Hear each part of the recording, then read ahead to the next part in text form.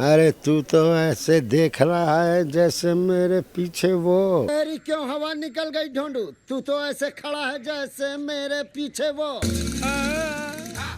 तू तो ऐसे खड़ा है जैसे मेरे पीछे वो।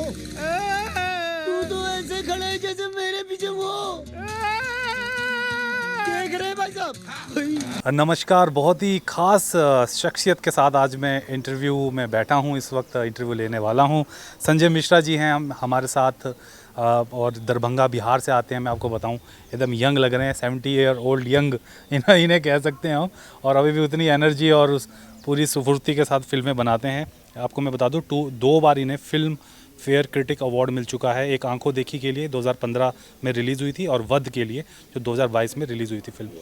और मैं आपको बता दूं आंखों देखी मैंने भी देखी है, बहुत ही उम्दा फिल्म है। उसमें जो इनका कैरेक्टर है वो हर चीज़ को अपनी आंखों से देखना चाहता है और तभी उस पर बिलीव करना चाहता है। और एक बड़ा अच्छा सा उसमें एक इंसिडेंट है, जब इनके जो परिवार वाले बैठे होते हैं तो ऐसे गप्पे चल रही होती है। इनसे पूछते हैं कि आपने तो आप शेर दहाड़ता है कि भौंकता है, तो ये कहते हैं दहाड़ता है। तो बोला आप कैसे कह सकते हैं, आपने तो पढ़ा ही है। तो उस चीज़ को देखने के लिए ये वो दिल्ली के चिड़ियाघर जाते हैं कि शेर दहाड़ता है कि। तो मतलब वो फिल्म अपने में एक बहुत ही बेहतरीन फिल्म है। मौका मिलेगा तो आप देखिएगा उसको।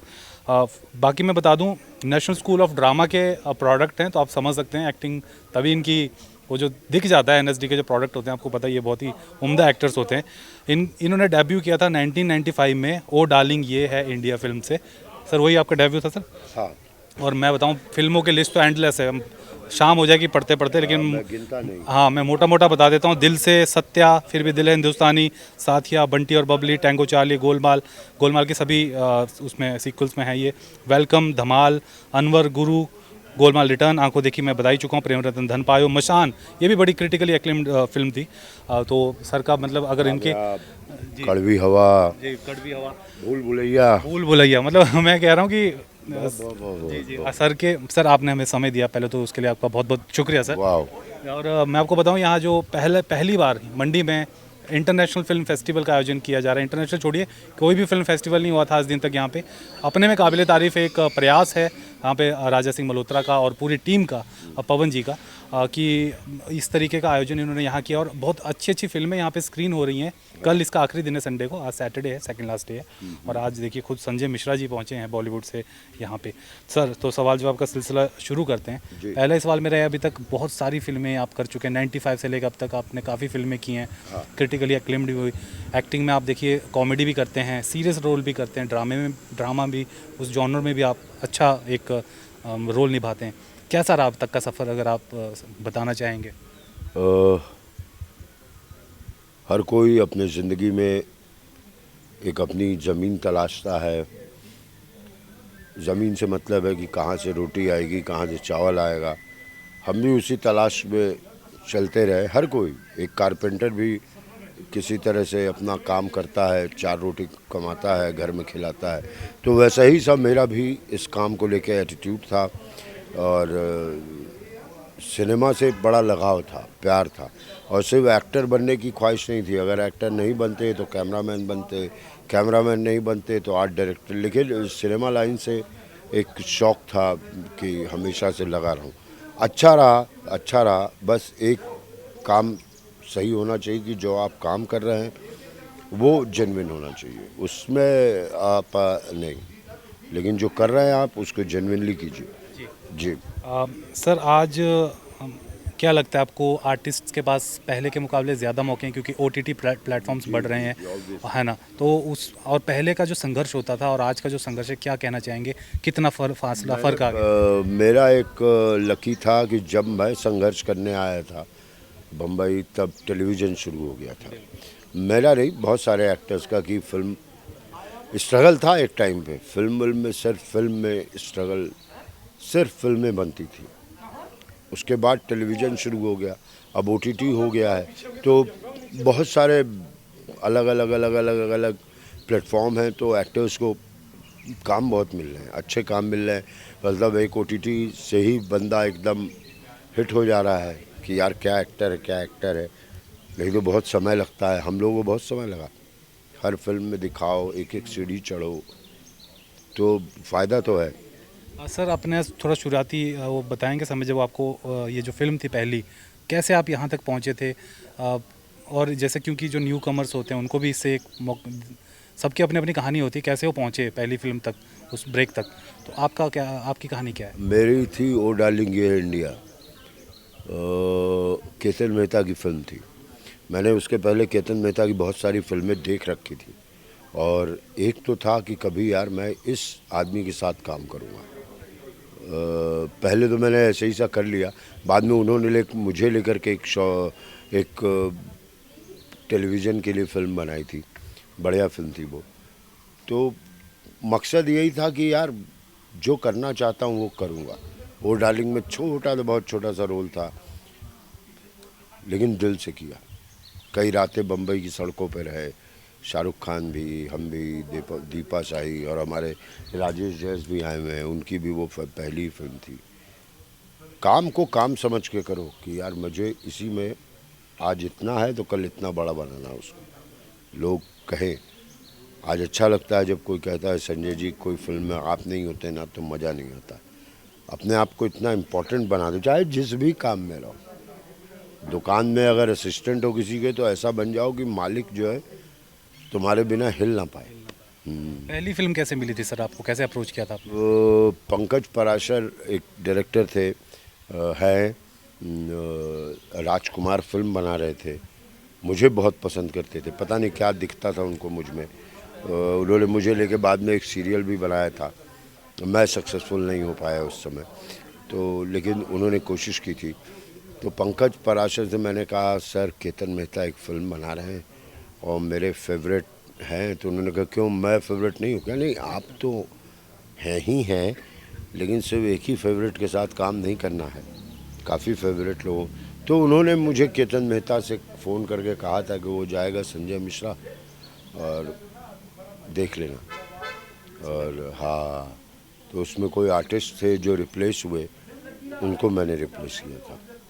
उस वक्त अगर आप बताना चाहेंगे सर, कितनी आपको फीस मिली थी उस रोल के लिए? उस रोल में मुझे कितना मिला होगा, 5,000। 5? हाँ 5,000 मिला होगा पूरे महीने का। मैं पैसे नहीं देखता यार, मैं काम देखता हूँ। हाँ मतलब मिल जाते हैं तो उस वक्त तो खैर 5,000 भी काफ़ी। बहुत होते थे। 1,500 रुपये मेरा महीने का किराया था, तो 5,000 तो मतलब 2 महीने का किराया हो गया मेरे। मुंबई तो सर आपने कितना चेंज देख लिया होगा, 1500 आप किराया पे हर शहर चेंज आज की तारीख में तो वहाँ बोलते हैं कि प्रॉपर्टीज़ बड़ी ही। हाँ हर शहर चेंज हुआ है, हर शहर चेंज हुआ है। बम्बई क्यों, हर शहर चेंज हुआ है।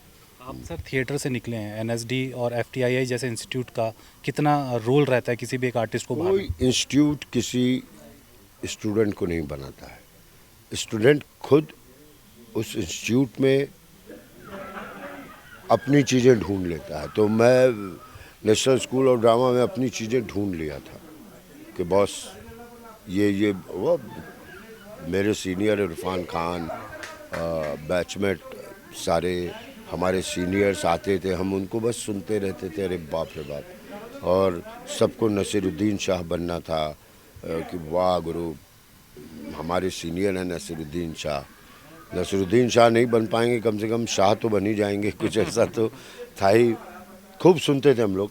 तो आप इंस्टीट्यूट में जाते हैं, उसको आप कितना खखोलते हैं, आप कितना निकाल सकते हैं, ये आपके ऊपर रहता है।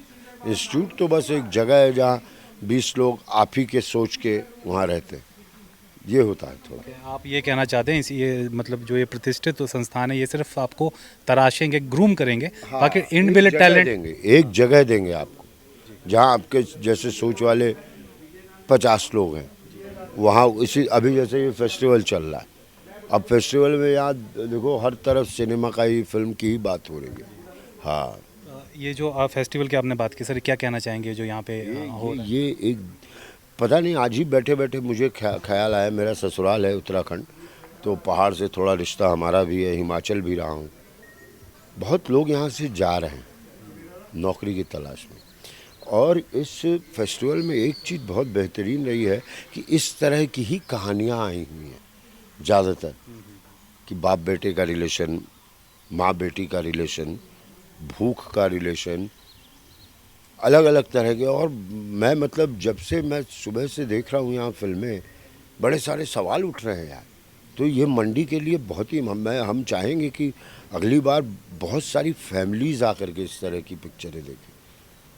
सिनेमा कभी कभी आपको हिला देता, कहते हैं ना अरे हीरो सिगरेट नहीं पी सकता क्योंकि उसकी नकल करते हैं बाहर के लोग, बोलते हैं ना रियल लाइफ में बच्चे नकल करने लगते हैं। तो अगर ऐसी फिल्में देखेंगे तो आप अगर इसकी नकल करेंगे तो घर में तो शांति ही शांति, हर मतलब बहुत बढ़िया, वेरी नाइस। पवन ने, राज ने, ये लोगों ने बहुत बढ़िया काम किया। और पवन इसी शहर का है, राज भी इसी शहर के हैं शायद, मैं राज, हाँ हाँ हाँ, मल्होत्रा साहब इसी शहर के हैं। तो अपने शहर को कुछ देना इज़ अ, बाहर से कमा करके कुछ घर भेजने वाली बात है। तो ये उस तरह का काम है। Very nice. Himachal international film festival बहुत भाग के आया हूँ क्योंकि पवन कर रहा है। पवन मेरा नेशनल स्कूल और ड्रामा का बैचमेट है, तो भाई एक सपोर्ट तो करना है। हाँ सर, एक ज्वलंत सा मुद्दा है जो आज से 3-4 साल पहले तो बहुत ही ज़्यादा ज्वलंत था। आपसे एक विचार जानना चाहूँगा उस पर कि कुछ एक्टर्स ने और कुछ मीडिया पर्सनालिटीज़ ने ये आरोप लगाना शुरू किए नेपोटिज्म के, कि बॉलीवुड में नेपोटिज्म बहुत होता है। आपके पहले अगर कोई आपके फादर या आपके चाचा ताया कोई है इंडस्ट्री में तो ही आपको मौका मिलता है अच्छे से और आगे आप बढ़ पाते हैं। ये इसमें कितनी सच्चाई है? क्योंकि मैं अगर पर्सनली मैं अपनी बात करूँ तो मैंने तो ऐसे ऐसे एक्टर देखे हैं जो जिनका कोई भी कांटेक्ट नहीं था वहाँ पे इंडस्ट्री में, लेकिन वो उन्होंने बहुत बड़ा नाम बनाया अपना। तो इस बहस के ऊपर क्या? ये चोचले हैं, ये चोचले हैं। मंडी का सबसे बढ़िया मिठाई का दुकान कौन है? तुमको ऐसा लगता है कि यहाँ का कोई फेवरेट कोई दुकान बताओ? यहाँ मनपसंद स्वीट्स है, साइंस स्वीट्स है, यहाँ लोग पसंद करते हैं आना। क्या आप चाहेंगे कि आज से 20 साल बाद, 10 साल बाद मनपसंद स्वीट बंद हो जाए?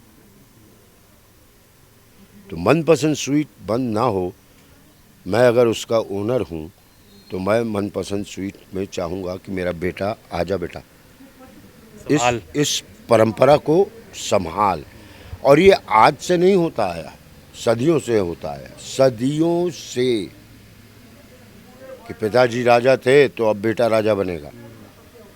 ऐसी परंपरा रही है कि इनके यहाँ घी का बिजनेस था तो अब इसमें कोई गलत नहीं। और कल को मेरी बेटी कहे कि पापा मैं स्क्रिप्ट लिखना चाहती हूँ, तो मैं उसको क्या बोलूँ कि आप नहीं लिख सकते क्योंकि समाज आपको अलाउ नहीं करेगा कि आप स्क्रिप्ट लिखिए, क्योंकि आपके पापा गलती से सिनेमा में काम करते थे। ये तो अन्याय होगा उनके साथ, ये अन्याय होगा उनके साथ, तो ये गलत बात है। अब बात आई नेपोटिज्म के थ्रू आपको काम मिल भी जाता होगा। आपने कई एक्टर देखे होंगे जो 2 फिल्में किए बिल्कुल और बाहर का बंदा आकर के शाहरुख खान बन जाता, अक्षय कुमार बन जाता है, कार्तिक आर्यन बन जाता है। तो ये चोंचले हैं, बकबक आओ बात करें नेपोटिज्म पर, गलत है, टोटल गलत है। जो लोग ऐसा बोल रहे हैं, कल को उन्हीं के बच्चे आएंगे तो कहेंगे हाँ बेटा तू जा। वो तो मैंने ऐसे ही इंटरव्यू में कहा था, मैं पागल थी। बिल्कुल, और ये बात बिल्कुल सही कही सर ने कि हमने भी कई ऐसे एक्टर एक्ट्रेसेस देखे हैं जो जिनका कोई भी बॉलीवुड से कोई उनके परिवार का, खानदान का कोई कांटेक्ट नहीं था, परंतु उन्होंने बहुत बढ़िया नाम बनाया है अपनी। और कई जो स्टार किड्स थे जिन्हें कहते हैं हम, भले उन्हें चलिए ब्रेक मिल गया और जल्दी से, उनके पास एक ही सहूलियत होती है कि कॉन्टैक्ट्स होते, ब्रेक मिल जाता है, लेकिन भाई टैलेंट तो दिखाना पड़ेगा ना। डॉक्टर का बेटा अगर डॉक्टर बनेगा, अगर वो अच्छा डॉक्टर नहीं बन पाएगा तो लोग उसके क्लिनिक भी जाना छोड़ देंगे। तो ये चीज़ होती है। बाकी सर, आपका जितने आपने अभी तक रोल निभाए हैं, आपका अपना खुद का रोल कौन सा रहा है फेवरेट? आने वाली अगली फिल्म अभी तक जो रोल निभाया उनमें आपका कोई फेवरेट? यार रोल निभाना, एक जो बोलते हैं हम लोग एसी कमरे में बंद होके हॉल में बैठ करके फिल्म देखते हैं, और जब हम उसको कर रहे होते हैं तो बड़ी कड़ी धूप, तो बारिश, तो ठंड, तो कुछ बड़ी मेहनत से करते हैं, तो हर रोल ही फेवरेट लगने लगता है। और ये मूड के ऊपर है। कभी कभी मुझे कामयाब का मेरा रोल बहुत अच्छा लगता है, कभी कभी धमाल का भी अच्छा लगने लगता है। ढोंडू वाला? ढोंडू जस्टिल नहीं था, उसमें कुछ थे क्या, अच्छा धमाल, बाबू भाई का आतंक। हाँ, ढोंडू वाला गोलमाल में ढोंडू पीछा ही नहीं छोड़ता। हाँ, तो अलग अलग होता है, और मैं हमेशा रखता हूँ कि अगला वाला जो होगा ना मेरा फेवरेट होगा। सर आज के समय में जैसे OTT प्लेटफॉर्म से सीरीज़ बहुत चलती हैं, आपकी कोई अपनी फेवरेट देखते हैं आप वैसे सीरीज़ वगैरह? यार मैं टोटल सिनेमा का आदमी हूँ कि जिसमें देखने वाला कि 2 घंटे में कहानी ख़त्म करो बस, 2 घंटे लो 3 घंटे लो, एक कहानी ख़त्म कर दो। मैं उतना सीरीज़ वगैरह में नहीं इंटरेस्ट। आजकल वैसे पंचायत सीरीज़ की बहुत बात है, मैंने तीनों सीज़न देखे मैंने हैं। उसके कुछ क्लिप्स देखे हैं, सारे जानने वाले हैं मेरे उसमें। इंडिया है वो, हमारा एक सीरियल था ऑफिस तो लोगों को लगता था यार ये तो अपनी कहानी है यार, ये तो पापा जी, हाँ यार ये तो मेरी कहानी है, मैं भी ऐसे बैंक में गया हूँ, मैं भी ऐसे किसी नगर पालिका के नगर निगम में गया हूँ। तो पंचायत में वो बात है, गुड होनी चाहिए ऐसी सीरीज़। और सबसे बड़ी बात सर, वो जो TVF कंपनी जिसने बनाई है वो IITians थे, वो किसी हाँ, दिमाग से बनाई। बिल्कुल। सर लास्ट सवाल है मेरा, हिमाचल के बारे में क्या कहना चाहेंगे? कितनी बार आते रहते हैं आप और कितना घूमे हैं आप? बहुत बहुत बहुत बहुत बहुत बहुत इस बार बहुत चेंज दिखा। पहले हम लोग पंजाब से, रोपड़ से, कभी अनंतपुर साहब वाले रास्ते से, इस बार पता ही नहीं चला कब हिमाचल आ गया और मंडी पहुंच गए। 4 लेना 4 लेन बिल्कुल लग रहा था कि वो लखनऊ जा रहे हैं। वो वाली बात ही नहीं थी कि किनारे किनारे, उसका भी एक अपना मज़ा होता था। ढाबे होते थे, सब कुछ होता था। कहीं कोने में मुझे याद है क्या जगह है, उसका नाम है उसका, चंडीगढ़ से ही जाते हैं शिमला की तरफ, जहाँ पे परमाणु सोलन जाने के लिए परमाणु को क्रॉस करना पड़ता है। उससे आगे थोड़ा बढ़ो तो एक सरदार का ढाबा होता था। वो तेरी वैसा खाना मैंने कहीं नहीं खाया, मतलब रात भर खुला होता था, दिन भर खुला होता था। और अच्छी बात थी, मुझे पहचानता भी था, आँख मार देता था कि आज आपको मैं जो मेरे यहाँ बेस्ट बना आज वो खिलाऊंगा, कुछ भी खिलाता था वो, बहुत बढ़िया। लेकिन इस बार तो सीधा ही ओए, अब तो रेस्टोरेंट्स खुल गए हैं ज़्यादा 4 लेन के किनारे। मतलब 4 लेन पे हैं रेस्टोरेंट। पर वो अभी नए, क्योंकि अभी बन रहे हैं, क्योंकि हाँ अभी अच्छी तरीके से स्टार्ट भी लास्ट ईयर ही हुआ है। उन पहाड़ी रास्तों से फेमिलियर थे हम लोग, अभी इससे फेमिलियर होने में कुछ समय लग जाएगा, लेकिन बहुत सुविधाजनक हो गया है। इस पे आप अलग से मैं आपको एक आइडिया दे सकता हूँ कि आप देखिए, एक तरफ जहाँ से 4 लेन नया डेवलप हुआ वहाँ तो ज़िंदगियाँ आबाद हो गई, लोगों के चांदी हो गई, लेकिन जो पिछला रूट था पहले का, वहाँ सारे ढाबे बंद हो गए, उनका जीवन बदल गया बिल्कुल। गाड़ी आई तो घोड़ा गाड़ी बंद हो गया, तांगा बंद हो गया, ये तो नियम है इंसानों का। सर एक बड़ा मेरा ख्वाहिश है, आप वो एक बार वो बोल दें कि मेरे क्या था वो, ढूंढू तू तो ऐसे बोल रहा है जैसे मेरे पीछे वो वो सर मेरा बड़ा अच्छा डायलॉग है सर। अरे तू तो ऐसे देख रहा है जैसे मेरे पीछे वो मुझे अपना एक और डायलॉग बड़ा अच्छा लगता है, कामयाब फिल्म का, देखना अगर तुमको आंखों देखी अच्छी लगी तो कामयाब भी अच्छी लगेगी। उसमें एक डायलॉग है मेरा कि इंजॉइंग लाइफ और ऑप्शन क्या है। बहुत बढ़िया, thank you sir, thanks a lot sir. मैं बहुत मतलब प्रिविलेज्ड फील कर रहा हूँ आज की मैं आपके साथ बैठ के, आप इतने उम्दा एक्टर का एक इंटरव्यू कर रहा हूँ, तो सम्मान पैसे से भी नहीं खरीद सकते। तो सर उसके लिए आपका, आपने इतना समय दिया हमारे चैनल को, उसके लिए आपका बहुत बहुत शुक्रिया सर। स्टार ना, जी जी, वाह, थैंक। ध्रुव तारा, हाँ ध्रुव तारा, ध्रुव तारा, वाह, मुझे भी तारा बनाने के लिए थैंक यू सर। फेसबुक पर पोल स्टार हिमाचल का पेज लाइक करें और यूट्यूब पर हमारा चैनल सब्सक्राइब करना ना भूलें।